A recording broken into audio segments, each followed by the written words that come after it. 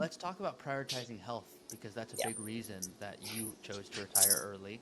When you were working, was it one of those things where you're like, hey, I know I need to work out, but there's just so much to get to, and then I've got the kids, and I've got to make sure I'm still a good wife? Like, prioritizing health is one thing to say and another thing to do. So I know you're working out an hour every day now.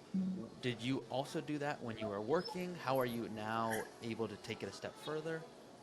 Yeah, well, you'll get to hear my crazy habits. When I was working, I would take 2 hour lunches. Yep. Love it. But I would have to fit it in a day that I could take 2 hour. But I'm not going to tell people that I'm taking 2 hour lunches. I'm just going to disappear. Yeah. But at least I'm not, drinking on the job or something.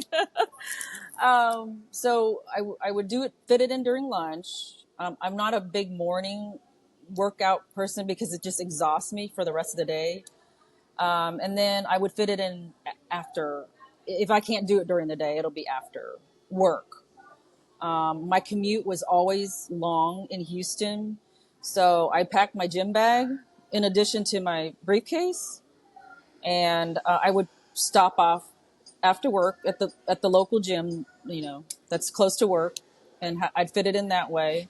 Weekends, I was religious about it on weekends, but to me, working out and eating clean, that adds to my productivity in my job.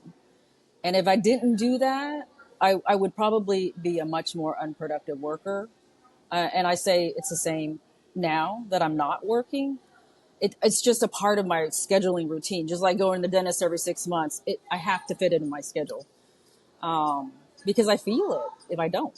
So What have you learned? I love that, by the way. What have you learned about longevity and health that you've been researching that you would want other people who are in a similar stage of life with, I mean, potentially 35, 40 plus years to live, potentially longer, where you're like, oh, this is something that I'm spending time researching on. I'd love to share this with others. oh, I'm not a scientist, but because I have friends right now in their 60s that are literally just they've got autoimmune illnesses. They call it sudden health issues. You can't have sudden health issues in your 60s. Yes, there's some issues that maybe you might have had in your own young age. Those you sometimes can't control.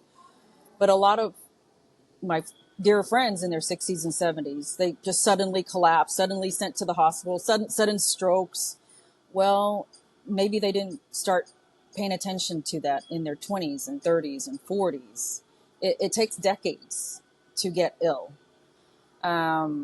So all I can do for them is just continue because I'm a big networker. I meet people of all different health habits. I have a dear friend, he's in his early 60s, probably 20 plus bouts of cancer Wow. already. He's on so much meds.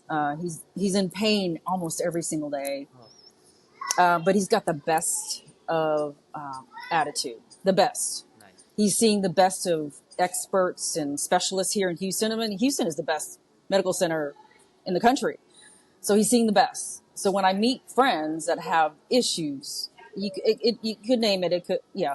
I would just send my friends to Chris That's so because cool. I may not help you. I don't have the same issues you do, but Chris can help. He will help refer you to the right doctors and ask the right questions. But have my friends called him? Maybe not. But I'm gonna still refer him. That's awesome. That's Because if awesome. I was in their Yeah. shoes, I would want help. I would want help.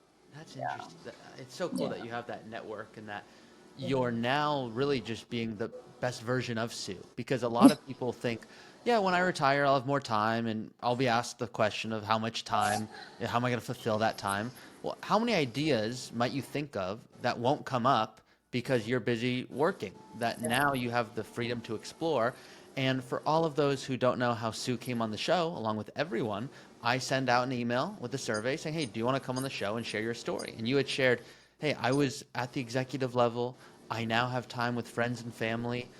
Do you mind sharing a little bit about what that means to you, having friend and family time now, and really how you came about to make the decision.